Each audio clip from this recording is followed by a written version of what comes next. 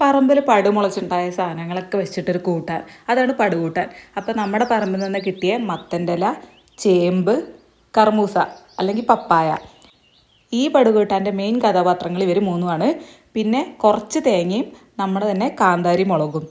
അപ്പോൾ ആദ്യം തന്നെ കുക്കർ എടുക്കുക, അതിലേക്ക് മത്തൻ്റെ ഇല ഇട്ട് കൊടുക്കുക, നന്നായിട്ട് അമർത്തി കൊടുക്കണം കേട്ടോ, എന്നാലേ കുക്കറിൽ സ്പേസ് കാണൂ. ഇതിന് ശേഷം കഴുകി വൃത്തിയാക്കിയ ചെറിയ ചേമ്പ് അതുകൂടെ ഇട്ട് കൊടുക്കുക. ചെറിയ ചേമ്പ് മുറിച്ചിട്ടില്ല, കുഞ്ഞു കുഞ്ഞു ചേമ്പായതുകൊണ്ട് അതുപോലെ തന്നെ ഇട്ടതാണ്.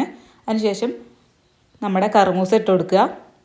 എന്നിട്ട് ഇതിലേക്ക് കുറച്ച് മഞ്ഞൾപ്പൊടി ചേർത്ത് കൊടുക്കുക, ഒരു 1/4 ടേബിൾ സ്പൂൺ മഞ്ഞൾപ്പൊടി ചേർത്ത് കൊടുക്കുക. കൂട്ടാൻ ആവശ്യമായിട്ടുള്ള ഉപ്പ് കൂടെ ചേർത്ത് കൊടുക്കുക. എന്നിട്ട് ഇതിലേക്ക് ശകലം വെള്ളം ഒഴിച്ച് കൊടുക്കുക. ഇനി കുക്കർ അടച്ച് വെച്ച് ഒരു 2 വിസിൽ വരെ വേവിക്കുക.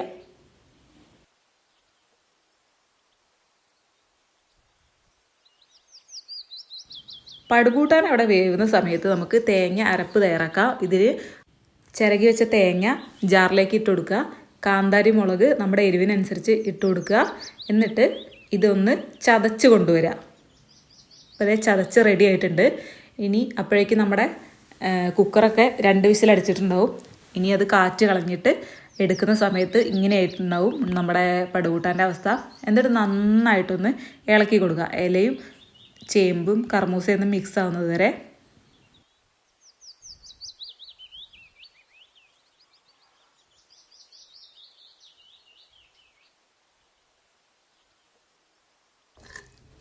ഇപ്പോൾ ഇത് നന്നായിട്ട് ഇളകി സെറ്റായിട്ടുണ്ട്.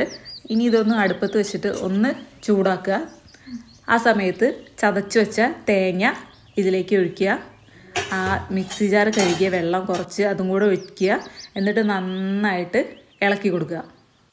അമ്മ ചട്ടകത്തിൻ്റെ പിടി വെച്ചിട്ടാണ് ഇളക്കി കൊടുക്കുന്നത്, എങ്ങാനും ചേമ്പ് ഉടങ്ങിയാലോ എന്ന് വിചാരിച്ചിട്ട്. എന്നിട്ട് നൈസായിട്ട് മെല്ലെ മെല്ലെ ഇളക്കി കൊടുക്കുക. ചേമ്പൊക്കെ ഉടയാതെ കിട്ടണം അത്രേ, അതാണ് പടുകൂട്ടാൻ്റെ രസം. അങ്ങനെ നന്നായിട്ട് ഇളക്കി കൊടുക്കുക. നന്നായിട്ട് അരപ്പും ആ പടുകൂട്ടാനിലേക്ക് മിക്സ് ആവണം. ഇപ്പം നല്ല തിളയൊക്കെ വരുന്നുണ്ട്.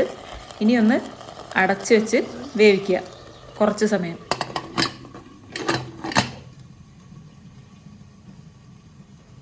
ഒരു 5 മിനിറ്റൊക്കെ ഇങ്ങനെ അടച്ച് വെച്ച് വേവിച്ചാൽ മതി. അപ്പോൾ അത്രയേ ഉള്ളൂ. ഇനി ഇതിലേക്ക് നല്ല വെളിച്ചെണ്ണ ആവശ്യത്തിന് അതിൻ്റെ മുകളിൽ ഇങ്ങനെ തൂക്കി കൊടുക്കുക. എന്നിട്ട് വീണ്ടും ഒന്ന് ഇളക്കി കൊടുക്കുക. എല്ലാ ഭാഗത്തും ആ പച്ച വെളിച്ചെണ്ണ ഒന്ന് എത്തണം, അപ്പോഴാണ് അതിൻ്റെ ടേസ്റ്റ്. അപ്പോൾ നമ്മുടെ പടുകൂട്ടാൻ ഇവിടെ റെഡി ആയിട്ടുണ്ട്. ഇത്രയേ ഉള്ളൂ പടുകൂട്ടാൻ. അധികം ആഡംബരമൊന്നും ഇല്ലാത്ത ഒരു സാധാരണ കൂട്ടാനാണ് കേട്ടോ പടുകൂട്ടാൻ.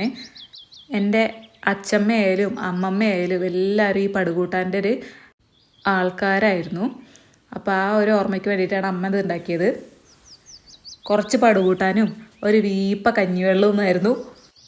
അങ്ങനെയായിരുന്നു എൻ്റെ അച്ഛമ്മയൊക്കെ പണ്ട് കഴിഞ്ഞിരുന്നത്.